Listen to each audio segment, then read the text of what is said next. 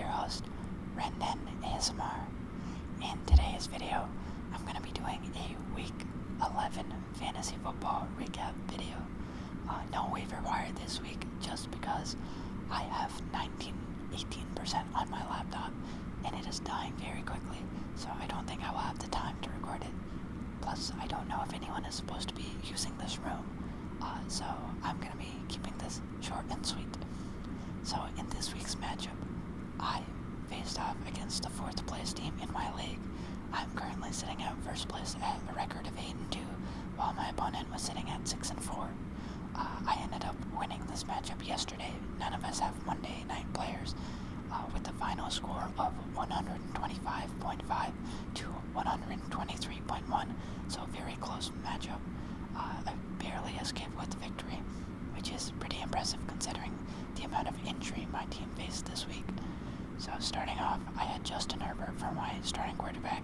He was projected 18.7 points, and he overperformed by a healthy amount. He finished with 25.7, so I'm very happy with that. Then I had Joe Mixon, who played on Thursday night. He scored 21 points on a 13.4 point projection. Also very happy with that. Then we get to my running back 2, Aaron Jones. This guy has been pretty injured the entire year, and that was the same this week. He went down early in the game, finished with a whopping 2.7 points on a 15-point projection. Obviously, I hope that Aaron Jones is doing well. He's had a lot of injuries this year. It must be tough for him as a person. But, yeah, it's getting to that point in the season where I don't really trust to play him anymore. I'm not going to play him after this week, I don't think. Then I have Tyreek Hill as my starting wide receiver 1. He has been magnificent. 21.5 point projection this week. He scored 30.6. Always good for almost like 30, 25. Then I had Cooper Kupp in my wide receiver 2 position. He was projected to get 16.5 points. He finished with 2.1 with an ankle sprain. You know, it is what it is. Poor guy has also been injured for a lot of the season. Started off on IR, then got hurt. Then Matthew Stafford went down. So not a great year to be a Cooper Kupp owner, but he had like 2 good weeks, I guess. Then I had Dalton Kincaid, who did almost exactly what he was expected to do. Projected 11.5. He scored 10.6. I'm pretty happy with that. I can live with near projection. Then there was Devin Singletary. He was projected 13.7 points. I knew to play him just because there was no other back, no Damian Pierce, and last time there was no Damian Pierce. Devin Singletary got 30 carries and 150 yards, so I was expecting good things, and he delivered with a score of 19.8, so I'm happy with that decision. Then I picked up Lions defense because they're going against Chicago. Chicago extraordinarily scored 26 points with Justin Fields, and they were doing pretty well. They were about to win the game, but then the Lions came storming back. I got to watch that. It was pretty epic.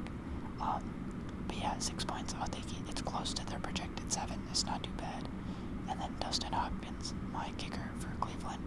I think he's like the number 1 kicker in the league so far this year. I picked him up a couple weeks ago because he hadn't been grabbed. His projected 7.1, and he scored 7, so very happy with that.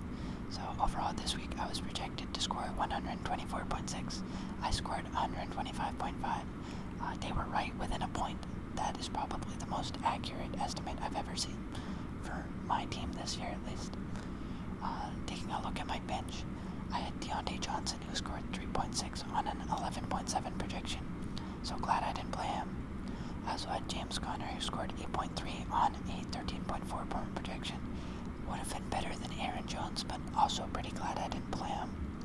Then Marquise Brown, projected 13.7, scored 3.2. The connection, even after Kyler Murray being back, has not been there between those two. Then I had Puka Nacua, who scored 18.7 on a 13.9 projection. Now that Cooper Kupp is down and Matthew Stafford is back, I might be going back to Puka Nacua every week.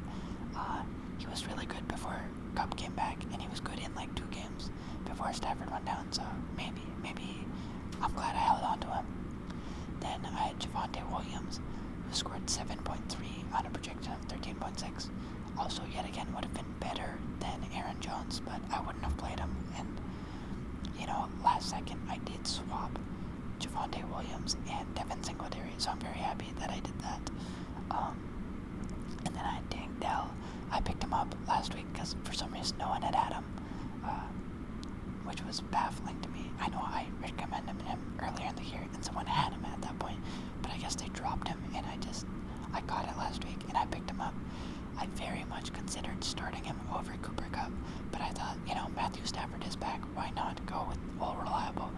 And, well, I'm glad that it didn't bite me in the back, but yeah, those were some good points. Tank Dell is a beast. I saw his touchdown catch this week. What a beauty. And then Kyler Murray was projected 17.8, and he scored 21.66. I'm kind of happy to have him just because he's been playing pretty well in these last 2 games that he's been back from injury, and I might want to utilize him for scheduling matchups during playoffs. Your battery is running low. Okay, I got it. I understand. My laptop is telling me. It's telling me to wrap it up. And then on my opponent team, he had Sam Howell, scored 17.7 on an 18.1 projection. Pretty good. Austin Eckler was projected 21, scored 7. That guy has not been that good this year.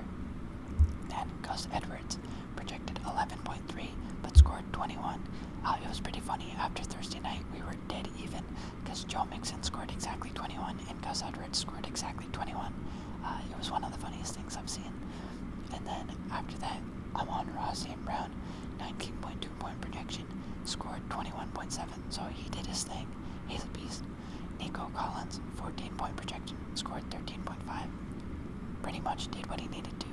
Then Evan Engram, 11.5 projection, scored 6.9. Underperformed. He's kind of streaky. Then you had Romeo Dobbs, who was projected 8.2 but scored 16.3. I recommended him a couple times over the course of the year, and yeah, it makes sense that he goes off against me, but not enough to the point where it really hurt. Then Miami Dolphins, 6.6 point projection, scored 13. Very good job from them against the Raiders, led by Aiden O'Connell. Then Matt Prater, projected 7.9, scored 6. Not too much of a letdown. Overall, my opponent ended up outscoring the projection by 4.8 points. They're projected 118.3. They scored 123.1. So you can't really even fault them. They did well. My opponent definitely could have won this game. He had Justin Fields sitting on his bench, who overperformed by a bit. Definitely outscored Sam Howell. And then Raheem Mostert underperformed. Jake Ferguson underperformed. But Jahan Dotson barely overperformed. Scored 11.3 on a 9-point projection. Oh my god, look at this. The projected bench total for my opponent was 49 points, and what his bench ended up scoring was 48.96. So almost exactly correct. That is wild. These are some very accurate projections. So shout out to ESPN Fantasy for, the exact projections aren't right, but it averages out to almost exactly correct. So good stuff, guys. And yeah, there you have it. I move on to 9-2 after this week. I am number 1 in my fantasy league. Very happy with that. I'm hoping for a good playoff run. I've been kind of injury riddled this year. I had Aaron Jones, I had Cooper Kupp, I had Deontay Johnson, I had James Conner, I had Kyren Williams. So a lot of guys have gone down, been on the injured reserve, but we persevere with the waiver wire ads. So yeah, thank you for watching. If you enjoy content like this, feel free to like, comment, or subscribe. I'll be putting out more videos as the week goes on.